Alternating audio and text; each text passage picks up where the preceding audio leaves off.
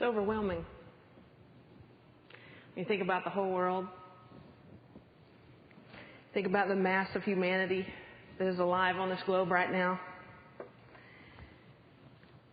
Your pain has changed me. Your hope has inspired me.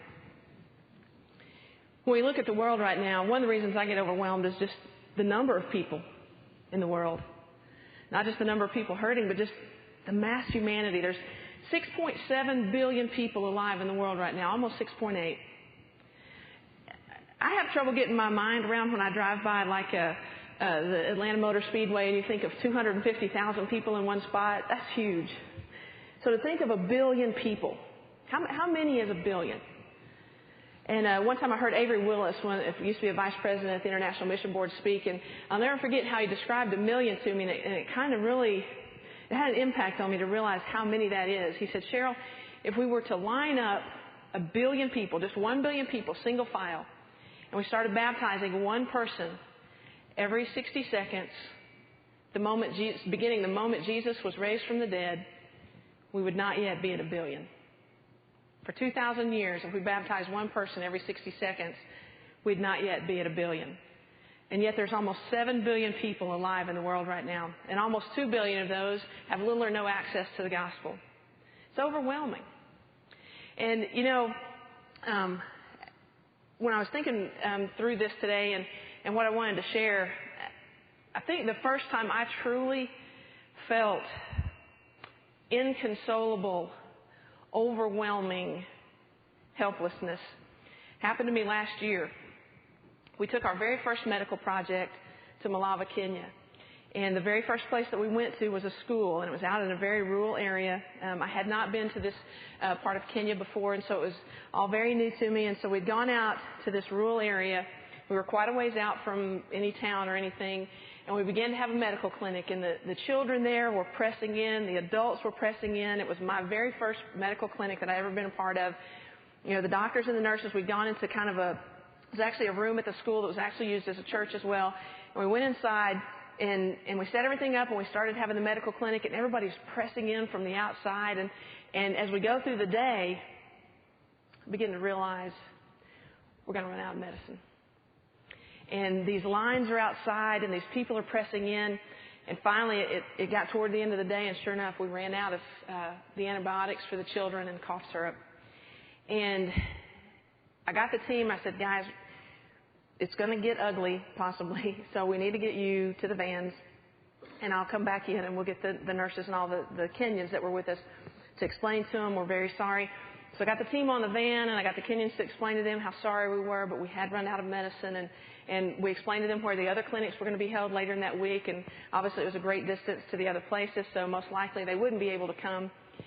And I went back in to get the last box with the empty jugs in it.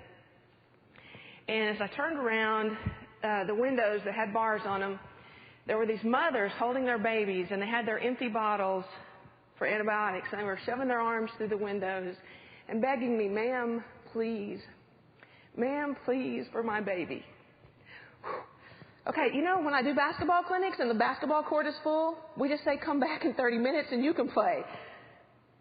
But when you run out of medicine and you have to look in the eyes of a mother with a sick child, whew, that's overwhelming. That's hard.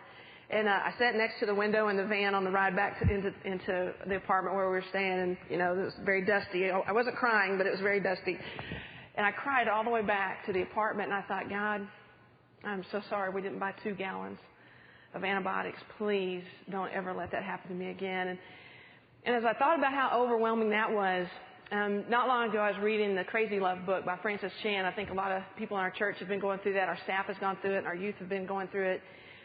There's a chapter in that book where it talks about when Jesus, he understood what it was like to feel overwhelmed by humanity. And there's a part of that book that I'd never really thought about like this before. But when Jesus was healing people, and he was giving sight to the blind and healing the paralytics and restoring people with leprosy, there were days when there was somebody that was next in line when he had to go.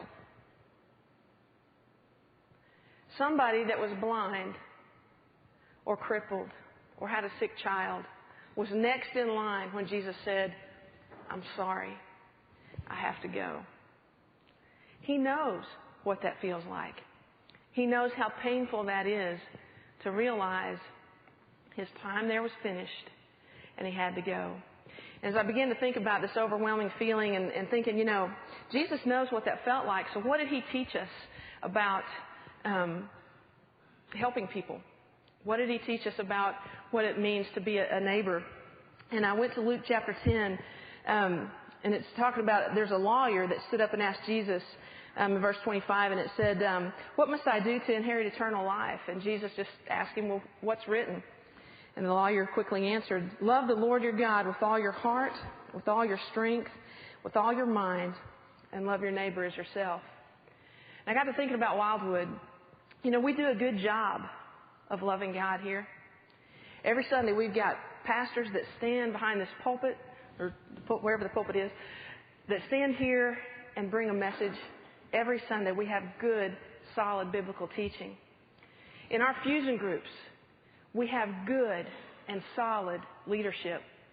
The adults that are investing their lives in our teenagers are good and solid people. The people that are at Kids Place are amazing, good people that are in leadership positions here in our church. We do a good job of loving God. We have a worship pastor that leads us in worship every Sunday.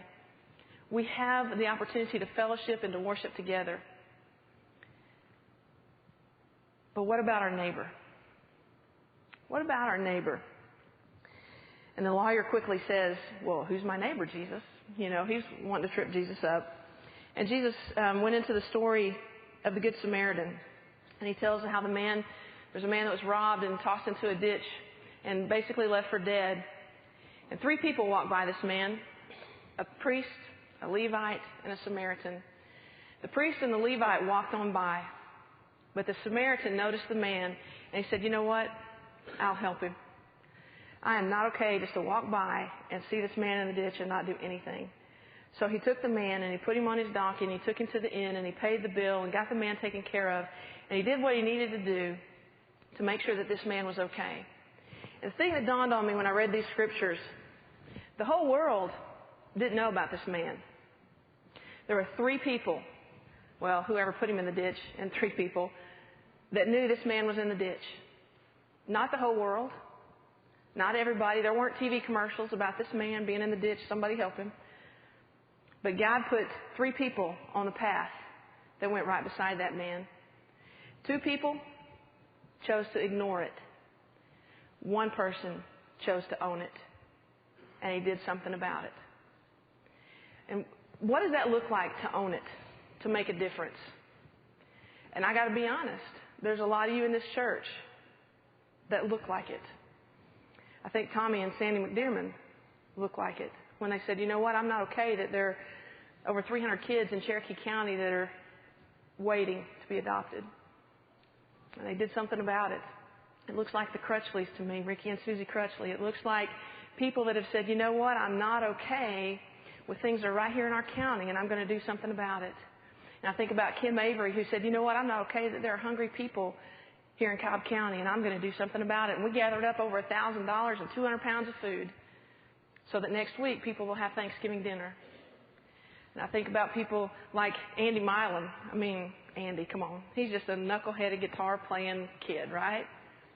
But you know what? He heard one night that we've started kind of a new campaign called the I'm Not Okay campaign and encourage the kids to find something that they're not okay with and do something about it.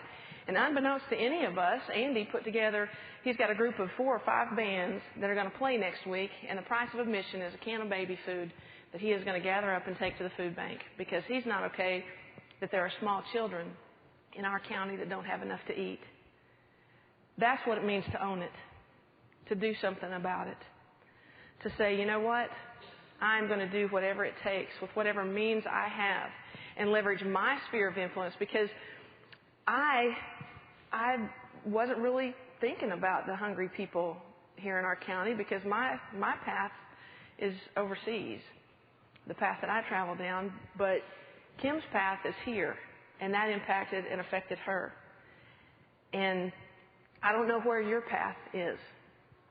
Some of you are so ready to go overseas and do things you can't stand it. Scott and Kelly McDonald were having lunch one Sunday, and before you know it, they're heading to Africa for Christmas. Because that's how God works. He puts people in our life. He takes us down a path where there's a man in the ditch. And He gives us a choice to own it or to walk on by. Your pain has changed me. When's the last time you felt someone else's pain to the point that you were changed? There's a book that's been going around. It's called Red Letters. It's basically the story of what's happening in Africa with AIDS. And I've given it to a few people, and they come back to me, and they're so angry. You have ruined me, because now I know, and now I'm responsible. I pray we are all ruined. I pray that God breaks our heart, and that when we see the commercials and we think about sponsoring a child, or maybe what Shin talked about, maybe you could come up with $300 to help a pastor go to seminary, because time is of the essence in Africa. They're about to lose entire generations to AIDS. We have to reach the young people. We've got to mobilize sports teams and other groups that can reach these people. And I think in just a few minutes, Terry's going to come up and we're going to sing a song, and you're going to have an opportunity to put your yes on the table. And what I mean by that is, when I very first felt God calling me into ministry, I didn't really know what that was. At first, I thought I might be a missionary. I just didn't know. And I just told God yes. And I figured He'd let me know the details later. I'm still waiting on some details. But a lot of what I'm supposed to do, I've known for a long time. And I think a lot of you have known for a long time.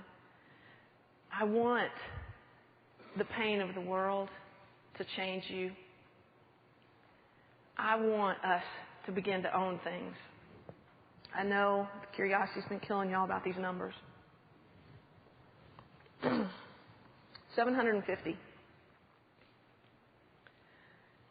During the time we'll be in the service today, that's how many children will pass away for lack of food.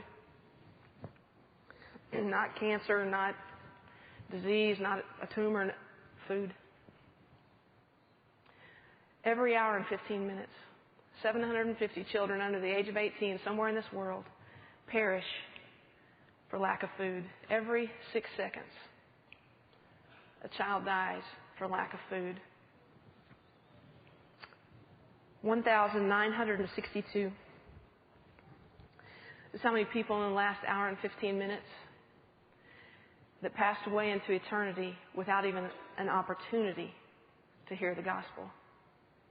We've got over 1 billion people in the world who don't even have the gospel in their language. And it's easy to say, where's God when over almost 2,000 people are dying without even the opportunity to hear the gospel? Where's God when 750 kids are dying every hour for lack of food?